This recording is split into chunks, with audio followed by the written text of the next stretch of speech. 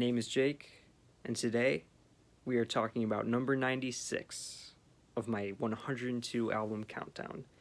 And it is none other than the Stooges' superb sophomore album, Funhouse. Now, if you're by any chance unfamiliar with the Stooges, they are an American proto-punk band formed in 1967 with Iggy Pop on vocals, Ron Ashton on guitar, Dave Alexander on bass, and Scott Ashton on drums. This album was released on July 7th, 1970, and the whole purpose really of the recording of this album was to try to recreate the sounds of their live performances as closely as possible. Now, that does not mean that Iggy Pop will fling peanut butter at you through your headphones, as awesome as that would be. What that does mean, however, is that, at least in my opinion, you are getting some of the most vicious, raw, jammiest punk rock music of the 70s, probably ever. And this album to me is like, it was a huge turning point in my music listening life, you know. I had heard the Stooges' first album, and I liked it. I thought it was very good. I like it a lot more today. But this, I mean, really, I obviously, I liked sort of some punk rock, but I was mainly more of like a melodic type guy. This just, it was so left field compared to what I was listening to, and it completely changed me, really. Musically, at least. I mean, it's like, how do you react listening to these songs? I think the best way I can sum up this album, and I'm going to be using this word a lot probably, is chaos. This album is so unabashedly itself, if you know what I mean. Like, it is not afraid to be this sort of dark, loud, angry piece of work. Yeah, that's the other thing. This is a very loud album from a loud band. So, if you are more of like a Bach, Beethoven type of person, well, actually. Anywho, onto the songs. Track 1, Down on the Street. One of the coolest sounding album openers of all time. Oh my gosh, does this make you just feel cool? It sums up the band's attitude and also the whole sort of New York scene the best, by far. And I feel like, the Stooges are often kind of considered like the founders or the godfathers of punk. And I do definitely agree to that to a degree. They were definitely the founders of, or the godfathers of modern punk as we know it. If they weren't, they are at least, what kickstarted the whole New York punk rock scene, for sure. They paved the way for all of that. I love Iggy's voice on this one. He kind of uses the right amount of attitude during the verses, and then during what would be, I guess, the chorus, he just unleashes, and it's awesome. The bass line is also very nice. The whole band is on fire, might I add. The bass line is probably my favorite on the album. And the solo, it's like, it sounds like Ron Ashton dubbed sort of two solos on top of each other, and it makes for just a total sonic riot, and it's genius. Track 2, Loose. This was originally going to be the opener of the album, and I am so glad they went with Down on the Street. I mean, just as soon as that guitar kicks in, how could you not think that be the way to start an album, But I'm happy that this comes shortly after, because this is a fantastic follow-up. The drums on this are a big highlight for me. Scott Ashton was absolutely brilliant.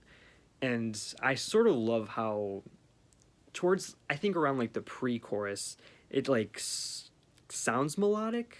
Like you think, oh gosh, is this going to be like a melodic song for the Stooges. But nope, it just gets right back into pure chaos. Track 3, TVI. If you're a songwriter and you're ever curious on how to start off a song, little something like this. Just kidding. But seriously, this is hands down one of the best punk songs of all time. One of my favorites, for sure. I first heard this, actually, on the soundtrack for the film School of Rock, which is all-timer for me. It's the Wild Rats cover of it. And I remember just first hearing that intro and being like, what? But, like, I mean, it kickstarted, like, a whole thing for me. I'm like, this is brilliant. And I'm very, very glad that I also like what follows. Definitely one of my favorite Iggy vocals, for sure. He sounds really, really angry on this one, and at certain parts at least, and just his screams are just throat shredding. This is definitely one to pump you up, and coming from this album, that's saying a lot. Track 4, Dirt. This might be my favorite Stooges song. It is one of the rawest, drudgiest, grimiest, I'll just say it, dirtiest punk songs of, or just rock songs of all time. It's definitely sonically different from the rest of the album, for sure. And I mean, oh my, the first time I heard this one, I couldn't even speak. I'm like, this is like that energy from a rock band that I've been looking for a while. I mean, from Iggy just sounding so depraved and sinister, and then the rhythm section, just that slow, it's so perfect. And this might also be my favorite Ron Asheton solo. I know, I mean, a lot of his solos are very, you know, kind of sloppy and chaotic, but like this one, it really benefits the song the most, in my opinion. It's like, you know, you're on this like slow ride, and then all of a sudden it just crashes. And I mean, it is hands down one of the best punk songs, most underrated punk songs, I think, of all time. Put it this way. If songs were people, this is the song on the album that I would least likely want to piss off. And that's saying wonders. Track 5, 1970. This is a decent song. Definitely my least favorite. I love the classic Stooges feel or groove that this has, and the band is on fire for sure. It's just, it feels a little repetitive after a while, at least lyrically, vocally. I know that's not the point. I mean, I know Iggy's not writing like this grand poetry, but I mean, it just gets a little grating after a little bit.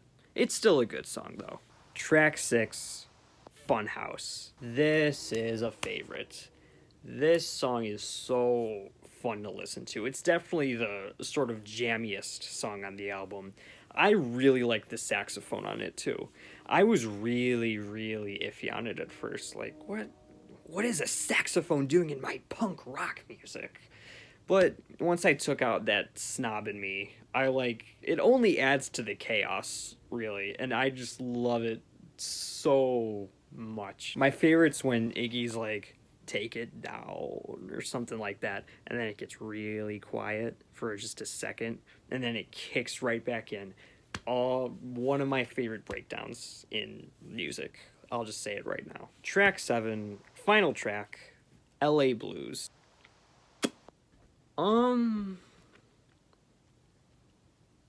Yeah. This is the most chaotic song for sure on the whole thing. It's literally 5 minutes of noise. It's literally 5 straight minutes of.